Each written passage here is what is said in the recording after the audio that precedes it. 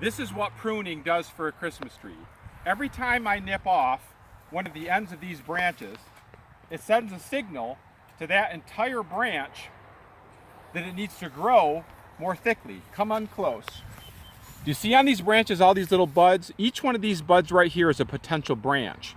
By cutting off the end like I just did, next year this entire branch, every single one of these buds will turn into branches, and this whole thing will get thicker. Now, this is the most important branch on the entire tree. It's the leader, or the head. Here's the truth. I could spend lots of time nipping off the ends of the sides, branches on the sides of this tree, and that is very important. However, the most important branch above and bar all is the leader, or the head. I need to cut the head off of it, because when I just cut the head off of this branch, it only sent a signal to grow the buds on this branch. But when I cut the head off, when I cut the head off of the leader, it sends a signal to the entire tree. Now the entire tree is on notice that it needs to grow out more thick. It needs to have better color. It needs to be more full. The sides are really more for shaping. This is to make sure that we've got the pyramid shape that you all are used to with your Christmas tree by the time it's in your house. So it is very important to cut the sides so that the whole bottom part of the tree will thicken out.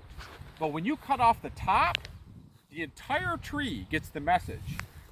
This is what it's like in our faith. This is the equivalent. This is the equivalent to our initial salvation. We had to die from the old self, the old man, the old woman, the flesh. That had to be crucified with Christ so that we could be born again into a brand new being made into the image of God.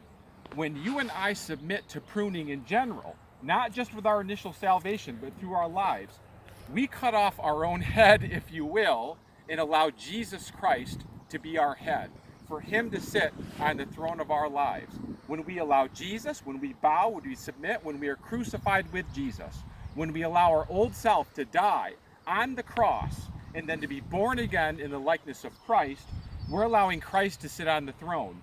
We're allowing him, giving him the general approval to prune our entire being so that we can grow, become more valuable, become more beautiful, and turn a profit for the kingdom, as he says in the parable of the talents. So it's very important, saints of God, that we allow ourselves, we allow our head to be nipped off by the Lord so that he can become the new head of us. We're all like individual Christmas trees in that respect.